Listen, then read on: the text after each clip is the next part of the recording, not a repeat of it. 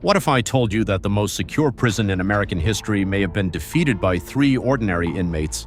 A prison surrounded by freezing waters, deadly currents, and armed guards. A place everyone believed was absolutely escape-proof. Yet one night, 3 men disappeared without a trace, leaving behind nothing but fake heads lying in their beds. Did they drown in the icy waters of San Francisco Bay? Or did they pull off the greatest prison escape in history? More than 60 years later, the FBI closed the case, but the mystery refuses to die. Because if they really escaped Alcatraz, it would mean that one of the most legendary prisons ever built failed in the most spectacular way imaginable. Alcatraz was never meant to be just another prison.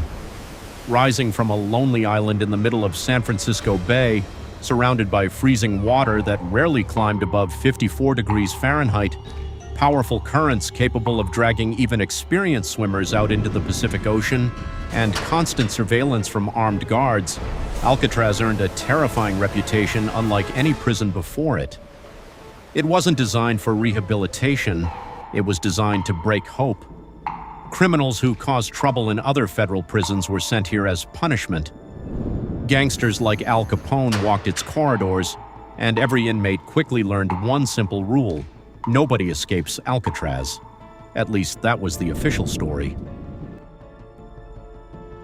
Among the prisoners was Frank Morris, a man whose intelligence made him far more dangerous than his criminal record suggested. Orphaned at a young age and in trouble with the law since childhood, Morris possessed an exceptionally high IQ, reportedly around 133. Throughout his life, he had escaped from juvenile detention centers, prisons, and correctional facilities multiple times. Authorities knew they were dealing with someone who didn't just dream about freedom. He studied it, analyzed it, and patiently waited for the perfect opportunity. When he arrived at Alcatraz in 1960, many believed they had finally found a prison capable of containing him. They were wrong. Not long after arriving, Morris formed a close relationship with brothers John Anglin and Clarence Anglin.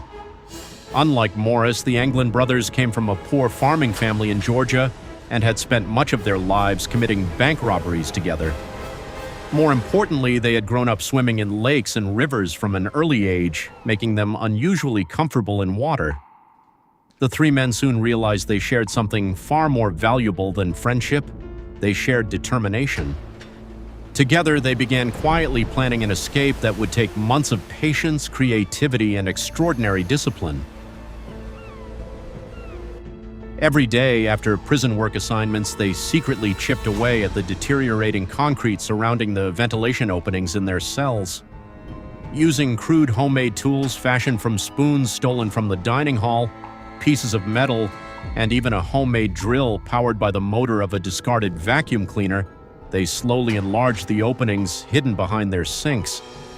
To cover the sound of drilling, Morris would play his accordion during recreation hour, masking the scraping noises echoing through the prison walls. Day after day, week after week, nobody noticed that the prisoners were literally carving their way toward freedom.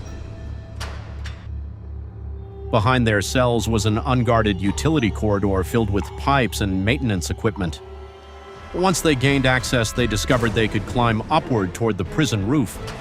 But escaping the building itself was only half the challenge. They still had to cross one of the most dangerous stretches of water in America. Knowing they would need something more than courage, they spent months stealing over 50 raincoats from the prison laundry. Using homemade glue created from stolen materials and carefully applying heat from steam pipes, they transformed the raincoats into a waterproof inflatable raft and life jackets.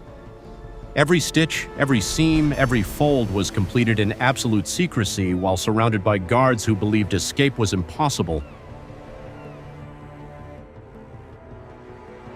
The final detail was perhaps the most brilliant.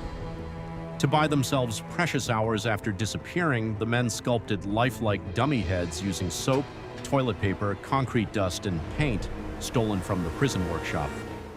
They glued real human hair collected from the prison barbershop onto the heads, creating eerily convincing replicas of themselves.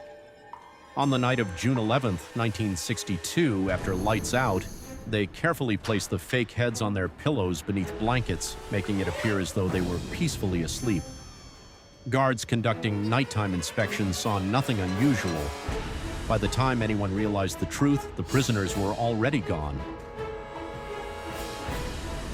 Climbing through the holes they had spent months digging, the three men crawled into the maintenance corridor, scaled pipes to the roof, crossed the prison building under the cover of darkness, climbed down a prison smokestack, and reached the shoreline of Alcatraz Island.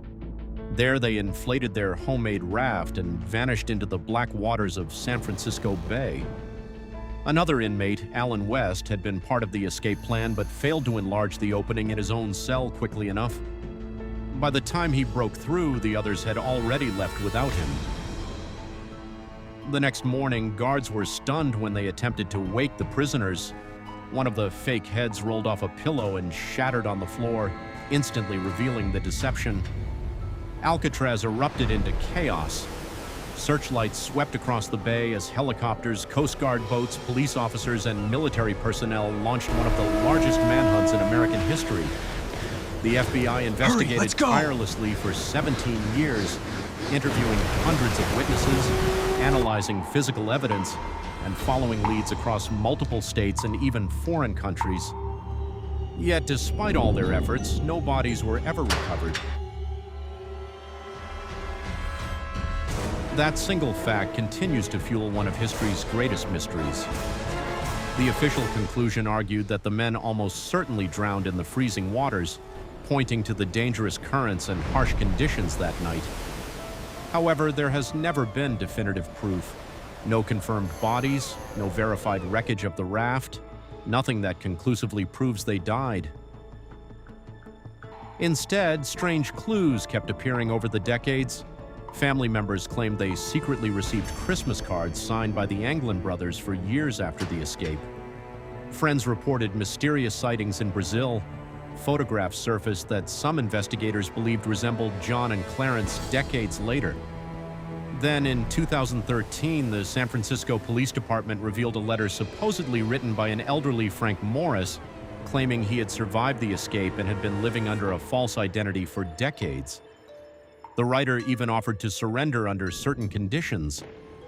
Although handwriting experts and investigators were unable to confirm the letter's authenticity, its existence reignited worldwide fascination with the case. Even modern technology has struggled to solve the mystery.